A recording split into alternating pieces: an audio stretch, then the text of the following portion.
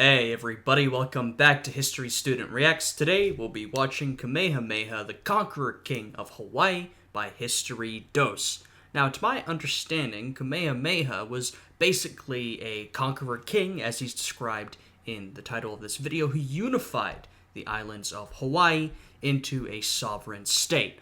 I don't know much about him apart from that, and I certainly don't know much about Hawaiian history, so this will be more of a learning reaction. This video, in fact, was recommended by one of our wonderful patrons. If you would like to send any recommendations my way, then please check out my Patreon. It's linked down below. It will also give you access to exclusive reaction content. Anyway, with all of that out of the way, let's jump right into this video. This episode is brought to you by Masterworks. Stick around to the end to find out how you can build wealth by investing in art today. Oh.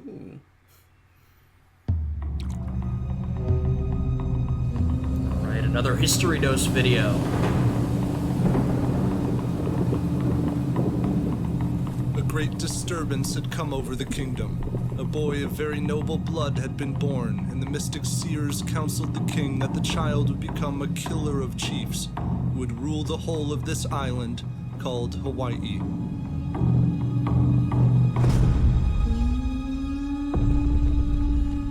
So King Alapa'i sent out assassins to kill the child. But the boy's mother was a cunning chiefess, and she had arranged for him to be raised by another family in hiding. Wow. For 5 years, the boy eluded this death sentence until... That's a pretty intense childhood. I mean, talk about being a survivor from day one. That's either gonna break you or give you the skills you need to become, for example, a conqueror king. The king welcomed him back to court.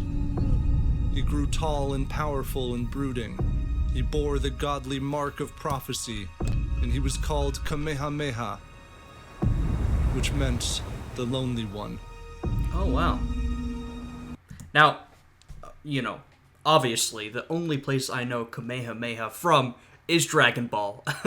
Not to trivialize the history we're talking about here, but I feel like I have to mention it. I'm not familiar with this king himself, but I'm sure many of us are familiar with this name, this word, because of Dragon Ball, and I'm not sure why the name of this king was chosen as the name of that attack in Dragon Ball, but that's probably why many of us are even familiar with this word at all.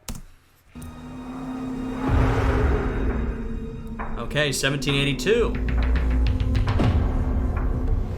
King Kalaniʻopuʻu had taken the throne sometime after the death of Alapa'i, but now he was dying and the matter of succession was at hand. There were jealous chiefs vying for lands, and hardly 3 years had passed since... Hey, succession is always, well, not always, but often a dangerous time. Now, I'm not sure what the system of succession was here. They've talked about chiefs several times. When you have a system where you have several chiefs or lords or whatever you want to call them vying over a singular position, it can get dangerous. Oftentimes, we look at systems of kingship throughout history and we think, well, you have a king and then they pass the position down to their child and then to their child, but unfortunately, it's not often as easy as that. That is actually the smoothest way to do it. Sometimes the desired heir is not adequate for the job. Sometimes the king doesn't have a desired heir. Sometimes there's a usurper or a rebellion.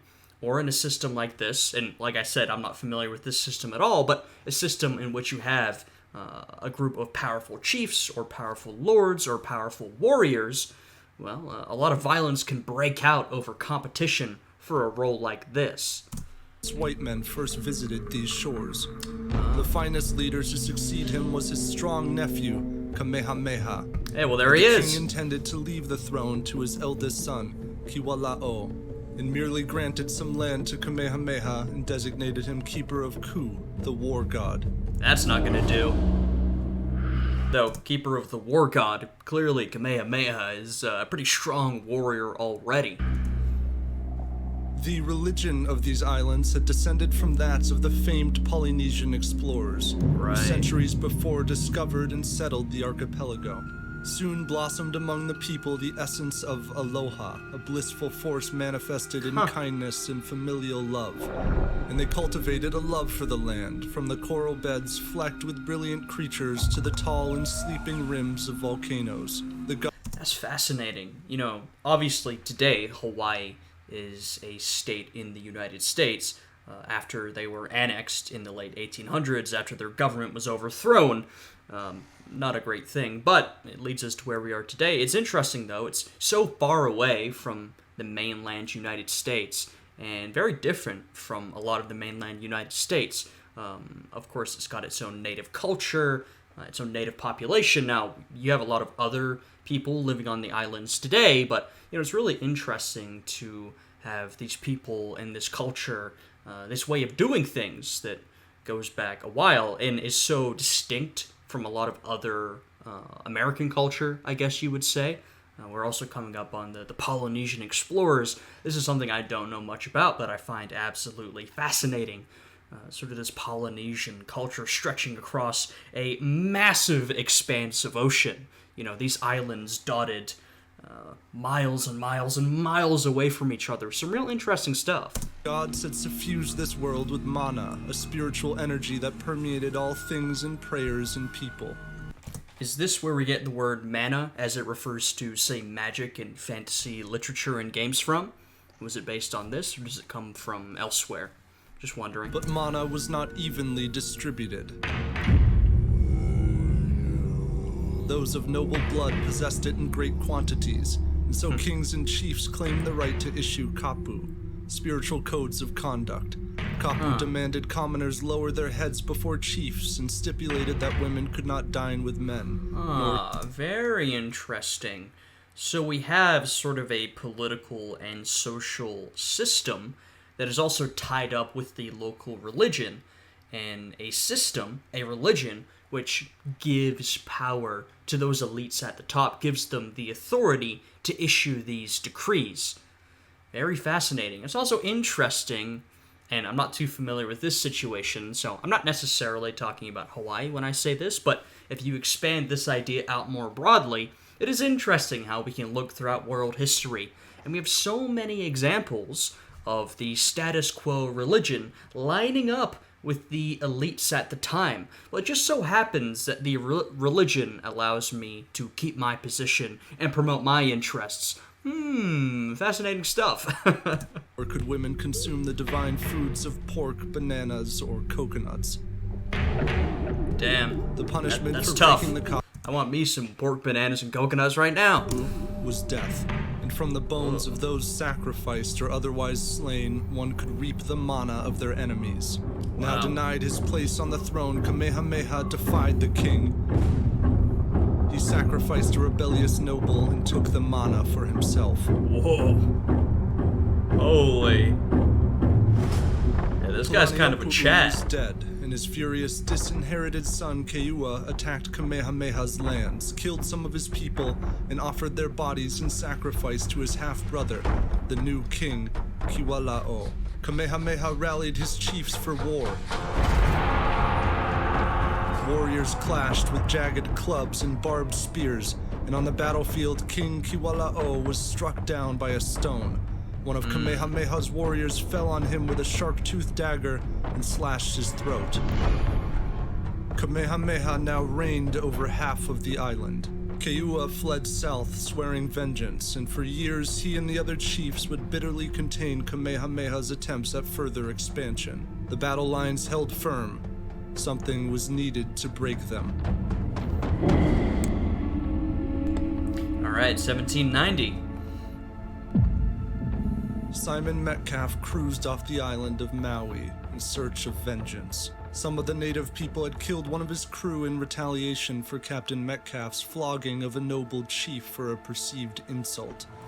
And so now the American trader laid anchor at the village of Oluwalu, warmly called out to trade, and when 100 unarmed men and women paddled out with fruits and flowers, he gave the order to bury them in cannon fire. What typical European/American colonizer behavior, huh? Show up, either don't know much about the local ways or you don't care about the local ways. Maybe communication is still difficult. I'm not sure if these individuals can even communicate with each other at this point. Maybe so. I mean, they said there have been some Europeans in the area. And then get yourself into some conflict and then commit some sort of violent action like this. And of course, like I said, the one thing I do know about Hawaii's history is the later conquest of the island by the United States. So it's interesting to see Americans getting involved already. I'm not really sure what the relationship between Hawaii and America was like before that point, because Hawaii is annexed, I believe, in the very late 1800s. But I imagine there was already a lot of American influence long before that. I'm not sure how long before that, though. Metcalf then fled the Screaming Bay. He had come to the islands to rendezvous with his son Thomas, who soon arrived in his own vessel to trade on Hawaii, ignorant of the deeds of his father. Hawaiians captured the ship, forced the crew overboard, and then beat them to death with paddles. It's kind of awkward. They spared you show up to the island, you don't know what your father has just done. only one Isaac Davis for his brave spirit, and together with a captured member of the elder Metcalf's crew, John Young, they went before King Kamehameha. Oh my. I did not expect Europeans to be playing a role in this. Calmly offered the two prisoners a choice. They could be killed, or he could lavish them with houses and sumptuous feasts and several beautiful wives, on the condition that they remain in his service, as advisors who would train his soldiers to use the muskets and cannons from the captured ship. Okay, well, I know which option I would go with. I mean, frankly, one option is far better than the other. And, as soon as I saw Europeans/Americans arrive, of course, at this point, these Americans are not that far removed from their European backgrounds. I guess Westerners, you could call them. I was wondering, will their technology play a role in this? Because so far, we've seen, I think they mentioned spiked clubs, some other weapons being used by the native Hawaiians.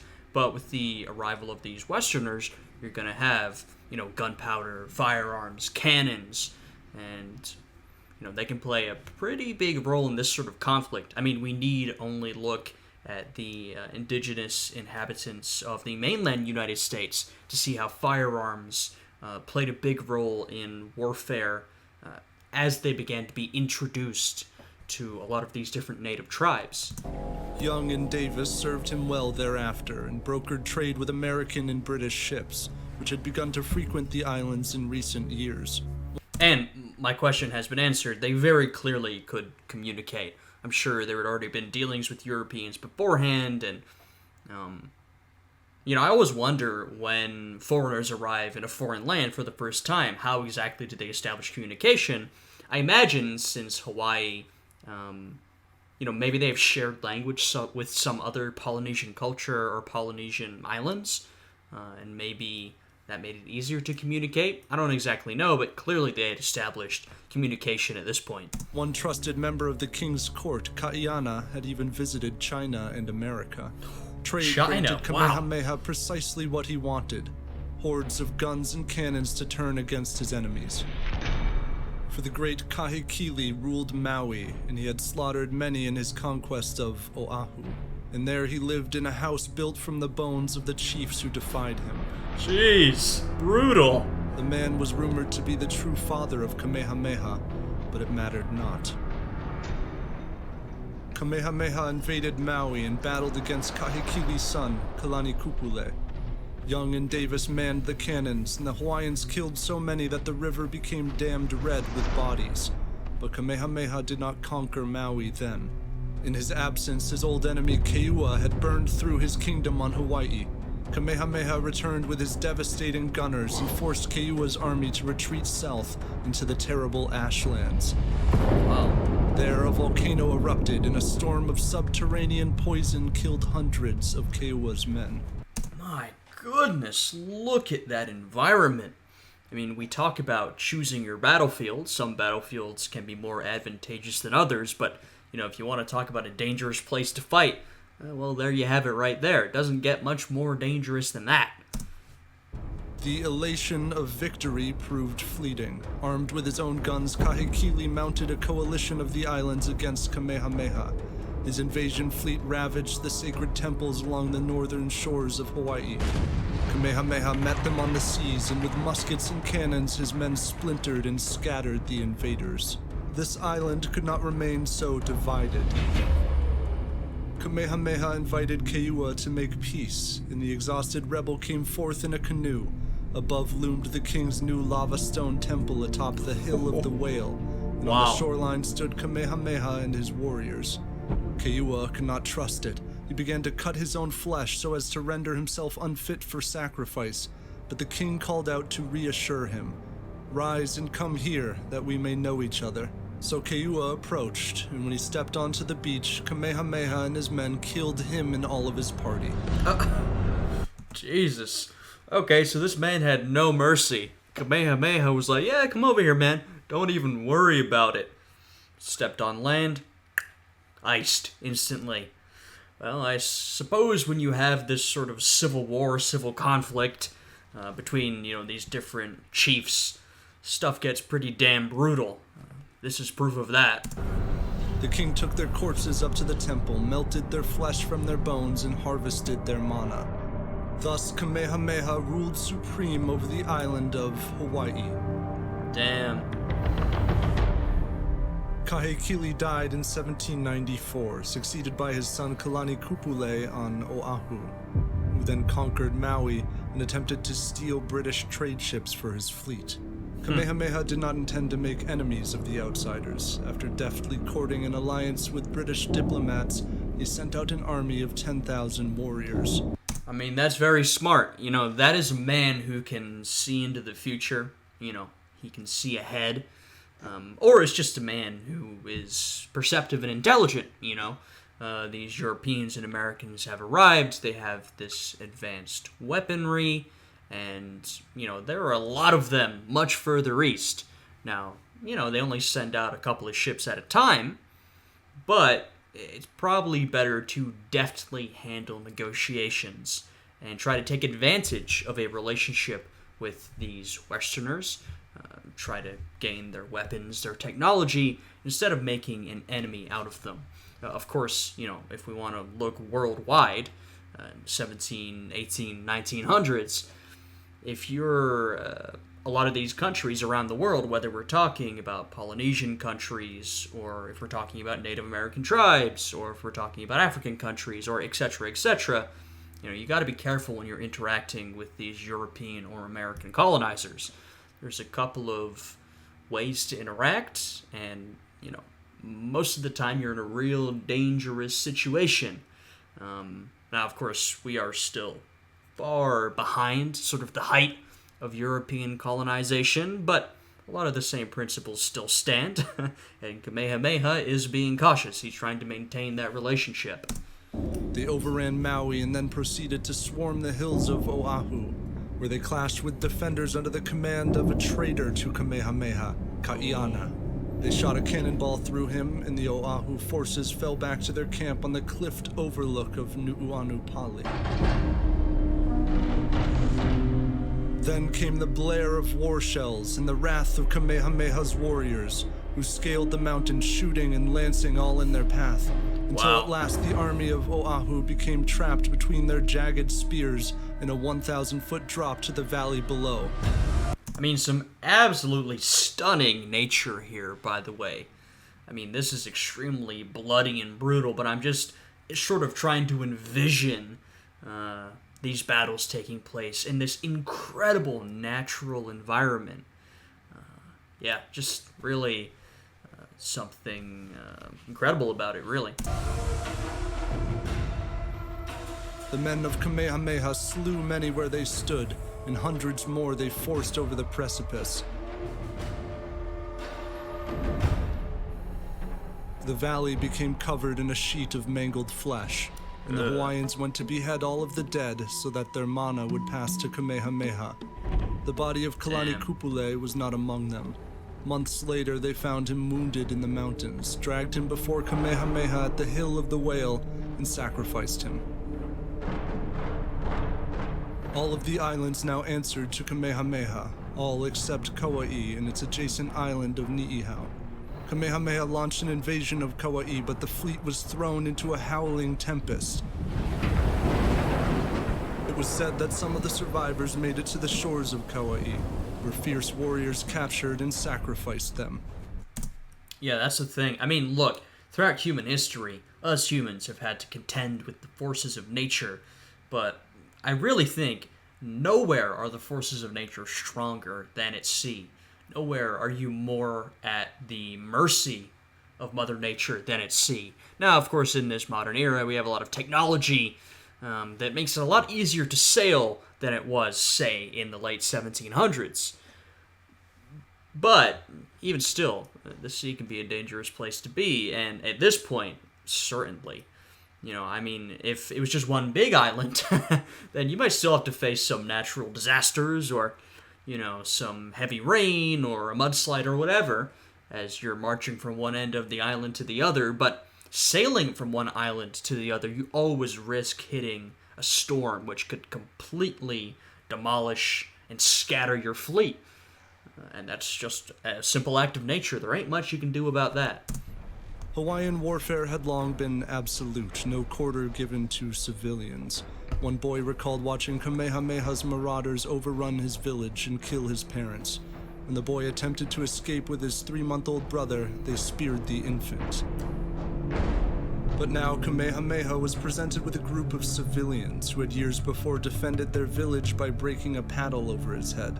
The king pardoned them and declared the law of the splintered paddle. See to it that our aged, our women, and our children lie down to sleep by the roadside without fear of harm. First off, breaking a paddle over his head, that takes a bit of gusto. And second off, this is a very interesting change. From what we've seen from this video and how they've described it, this was a very brutal culture of warfare. No quarter given to civilians. But it looks like Kamehameha wants to change that. And that might be in part because he is slowly conquering all of these islands, slowly trying to unify this culture, this kingdom. And when he does that, he probably wants to usher in an era of peace to cement and legitimize his rule. You know, it's not just that he wants to move past the violence for purely selfless reasons, but he wants to also legitimize his own rule, legitimize his own authority, and I think this is one way to do that. Non-combatants would thereafter be protected by his sacred kapu. Under him, the old chiefs had abandoned their incessant warring, and the king preserved alliances with dozens of strategic marriages, including one to the 12-year-old Keopuolani, the exalted daughter of his slain enemy, Kiwala'o. And so the people of the islands paid tribute and worked the fruitful land and fished on shorelines more serene and quiet than in centuries past. Years of prosperity could not, however, placate the king's desire to rule Kauai. The island boasted a new king, Kaumoali'i. As he prepared to invade, Kamehameha's armies were struck by a vile and deadly pestilence, likely cholera. It seemed a punishment from the gods. 3 men were accused of eating foods forbidden under the kapu, so Kamehameha had their eyes torn from their skulls and their limbs snapped, and then he sacrificed them. In 1810, the king prepared for a renewed assault on Kauai, but first sent a letter to a distant monarch, King George III. Yeah, I did not think King George was going to play a role in this. His putative ally, the British Crown, was facing the might of Napoleon Bonaparte, and Kamehameha leveraged this. Really? I'm sorry to hear. It is kind of remarkable to bring, first off, King George, and second off, the Napoleonic Wars into this, when Hawaii is so far away. I mean, I wasn't sure if Europeans or Americans were going to even play a role in this. They actually have. We've seen several Europeans and Americans pop up, but, you know, at least with America, it's a bit closer, you know what I mean? Of course, Britain has pieces of its empire still in North America at this point, but the island of Britain and the Napoleonic Wars are so far away. You go across the Pacific, across mainland America, across the Atlantic, and bam, now you're at Europe. So it's sort of remarkable to see these far, far away events playing a role in Hawaii at this point. Or at least, a small role, being referenced at least. Here you're being at war with so many powers, and I so far off cannot assist you. Should any of the powers which you are at war with molest me, I shall expect your protection. Kamehameha requested a ship and brass guns, and sent His Majesty a sacred feather cloak. Wow. Kamehameha had grown in reach, power, and wealth. He would soon force the commoners into the mountains to harvest sandalwood, to be traded to Americans to sell in China, for the profit of Kamehameha and his chiefs. Kaumoali'i beheld this powerful kingdom which seemed poised to massacre Kauai. He surrendered, and Kamehameha, now king of the unified island. Yeah, surrendering was probably the right move. I mean, look, you have control over one or two islands. Kamehameha, at this point, he's an extremely powerful king, warlord, with control over all these other islands. He's got relationships with the British, the Chinese, the Americans. I think he's got you sort of outclassed. Islands intended to honor him with a feast. There, Isaac Davis warned Kaumoali'i that a few traitorous chiefs were plotting to poison him. Kaumoali'i escaped, and the chiefs poisoned Davis instead. Saddened by this loss, the king had also erred in his pursuit of riches. Forced from their farms to harvest sandalwood, the people began to starve, so the king reversed his command and invested in the production of food. If Kamehameha was a warrior capable of great atrocity against those in his path, he had also become a measured king, bound by the gods to his people. Hey, fair enough. Fair enough. If you've gained this position through this sort of violence and barbarity, then it behooves you to try and be a good king to your people. And you can see he wanted them to harvest this wood in order to earn some profit, sell it to the Europeans and Americans, and Chinese, I guess. I'm not sure if they were selling the wood to the Chinese. But basically to foreigners. But your people also have to eat. So you got to sort of balance these things. His many wives and children came to his side when he fell ill in 1819. In the coming years, his most favored wife, Ka'ahumanu, would advise his successor. He ruled for quite a while then. 1819. King since, the 1790s? That's a fairly long reign. To abolish the kapu system. And with it, the sacrifices, rampant capital punishment, and restrictions that had long precluded women from dining with men and accessing high political arenas. The kings and queens would fell the statues to the old gods and adopt the Christianity of American missionaries. Really? I didn't know that. Settle the islands with foreign traders and investors, many of whom trafficked in disease in their own perfidious designs upon the islands. Yeah. Yet among the Well, to my understanding, and the way they're describing it, it seems like the influence of the Americans really, truly kicked off in the 1800s. To my understanding, the initial coup against the Hawaiian government was done by, I suppose, a cabal of American businessmen or American elites who wanted to protect their business interests, and then Hawaii was later annexed by the United States government. And by the way, this is not something unique to Hawaii. I mean, you can just look throughout, for example, a lot of Latin America to see the sort of pervasive influence of Americans just about everywhere, especially these wealthy American business elites. And here was also mentioned the influence of missionaries. They're also sort of prominent in this imperial era. It's interesting. Of course, missionaries are technically there on religious work, but I think in many cases, and, I specifically think about, say, European colonization of Asia and Africa when I say this, but I imagine it extends much further than that. Missionaries can often be sort of the first branch of imperialism. Missionaries arrive, everything else follows. So it's, it's an interesting process, and it seems like it really kicked off in Hawaii in the 1800s, and then, of course, would culminate at about the end of that century. People would always survive the ancient songs and ceremonies in the warm spirit of aloha.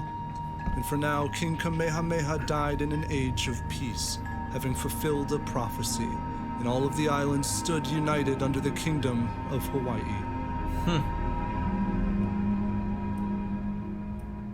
So the History Dose artist and editor Joe went all in for this one because we both think art Shout out allows us Joe. to appreciate the grandeur and beauty of peoples and places throughout history. But art has also become a powerful... So you should go and check out their video, check out their ad, leave them a like. Shout out to their artist, by the way. I mean, he does an incredible job with these videos. This was a good one. That was a topic that I did not know anything about. Kamehameha, great warrior king, who then cemented his rule and led his people into peacetime. That's quite the achievement, and ruled for quite a while as well. Pretty impressive stuff. Very brutal at times, certainly, but seems like he was living through a pretty brutal era. And then, like I said, he did lead his people into more prosperity and peace. You know, some ups and downs, as always, but seemingly a pretty accomplished monarch. Some real interesting stuff. Hawaiian history.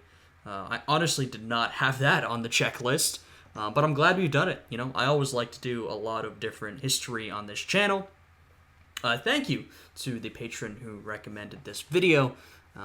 Like I said to everybody, if you would like to send me any recommendations, or if you would like to view exclusive reaction content, then please go and check out the Patreon. It's linked down below. Anyway, with all of that out of the way, I hope you guys are having a good day today, and I will see you all again next time. Goodbye.